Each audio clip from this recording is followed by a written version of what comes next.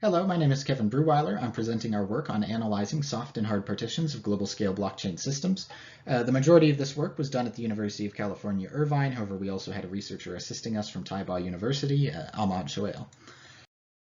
So our motivation for this work was based on partitioning attacks, essentially, in cases in which attackers can deliberately isolate a part of a network to create a fork and double spend. And the size of these partitions are fairly variable. It's a well-researched topic. The seminal work was the paper in 2017, Hijacking Bitcoin, and a follow-up paper on a tool named Saber that was developed to mitigate these partitions. Mostly, this tool is a variety of methods to avoid routing attacks. It's changing which nodes in the network you're talking to and making sure that they're still alive and using certain addresses that are harder to mask, etc. But we're more interested in this case in physical partitions, which are different from these partitioning attacks in a number of critical ways. Things like earthquakes, volcanic eruptions, and other natural disasters can damage submarine fiber optic cables. A lot of the motivation for this work came from research done by another professor at the University of California, Irvine, on solar superstorms, which could cause global scale damage to the internet infrastructure by damaging repeaters that connect fiber optic cables over long distances. So both long distances sort of across land or underwater. And this paper generated a lot of interest from people in the blockchain community wondering, if something like this does happen, what's going to happen to blockchain systems? And this can also be damaged by human error. Anchors frequently break cables near shore. I was surprised actually at how often this happens while we were looking into these partitioning events. Additionally, there are conflicts such as war or terrorism, which can result in damage either deliberately or just by accident. And these cannot be avoided through software. There's no way to program your way around your internet being disconnected. Additionally, these partitions often aren't total. Partitioning attacks, you're being careful to isolate a certain set of users. In these cases, it's possible that the internet connection is just damaged, not completely destroyed, and it might be damaged more for some users in the network rather than others. Finally, these partitions are difficult to observe in real life, just because they're relatively infrequent and blockchain is very new. And there haven't been any super large-scale events like this since blockchain has been popularized. So to get around these, we turn to Symblock, which is an open-source blockchain simulator developed at the University of Tokyo. It was originally designed to test the optimal network configurations to propagate blocks. Essentially, how do you connect nodes in a network to make sure new blocks get spread as quickly as possible? Because of this, it contains a concept of regions. In this case, regions are things like North America, China, Japan, Europe, South America, whatever. And it contains concepts for inter- and intra-region connections, essentially. It lets you configure the connection strength between different regions and within a region. So how well a node in North America can talk to a node in Europe in the event of a solar superstorm is very different than how they could talk to a node in South America, for example, because the connections there are much tighter and much harder to destroy. So we adapted Symblock to slow or completely sever these links while the simulation is running, and we added a whole bunch of metrics into the simulation just to see what happens. We used their Bitcoin configuration just because it's the most widely adopted, and it seemed like the one that people were most concerned about, but Symblock does support some other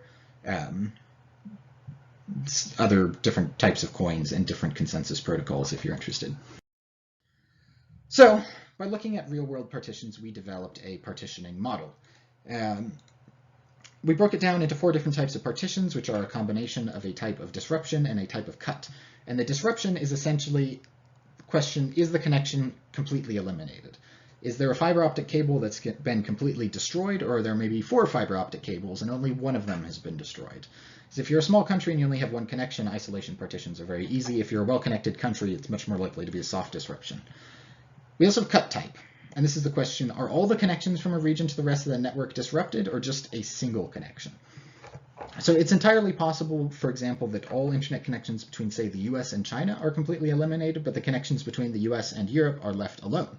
And this would be a link cut, right? We've completely severed connections between 2 regions, but an isolation cut is one in which one region is completely severed from the rest of the network, which again is much more likely in smaller countries, but it has been known, it's been theorized to be possible to larger countries. I don't think it's been observed in recent memory.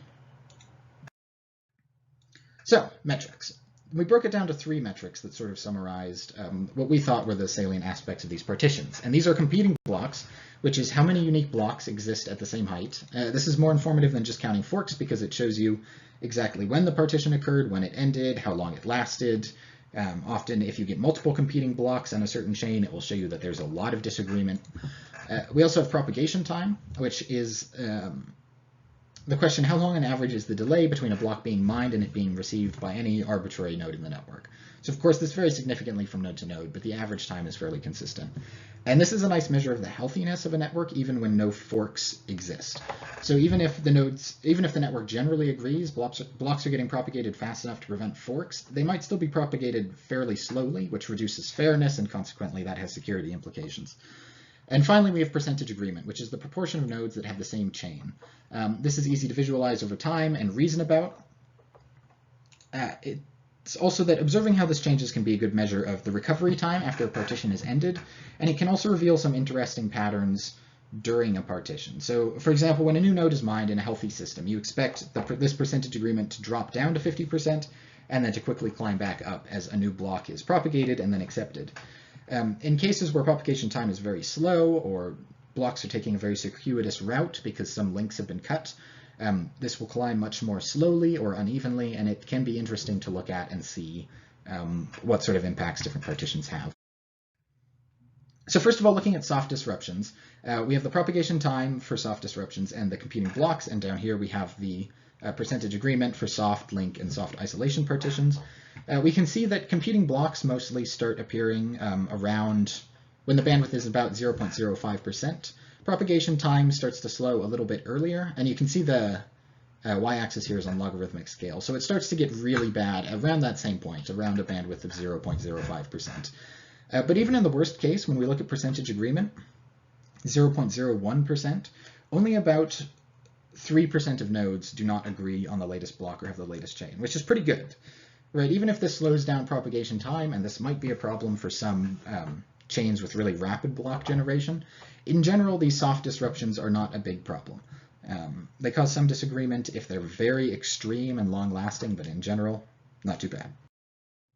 Link partitions. Here we have soft link partitions and hard link partitions, and because the hard link partitions completely reduce the bandwidth between two regions to 0, instead we looked at the links remaining. So this is for North America. We've cut it down to 3 links remaining, 2 links remaining, and 1 link remaining, and we see how that impacts it. And in this case, hard link partitions cause significantly more disagreement in the network. Even if only a single link is cut and the links to three other regions that North America has remain the same, the average agreement falls by about 6%. If you reduce it down to just one connection, on average, it's going to be 10% disagreement. So 10% of nodes at any given time are going to have a different most recent block. Either they're missing the most recent block or there's a fork and they have a new one. So it's still not super close to, the sort of 66% doomsday, but it's much more significant. Finally, hard partitions and hard isolation partitions are generally uninteresting. There's a single competing block at each height. The proportion of nodes that disagree is the same as the size of the partition, because the nodes in the partition are going to have a different one than those outside. There's not a lot interesting going on there, except with the propagation time. And propagation time is interesting because you can estimate it locally. You know when a block is mined, and you know when you received it, and you can use that to see how long it took it to get to you, and you can potentially ask other nodes if they're willing to share their propagation times. So you could get sort of a local estimation of this.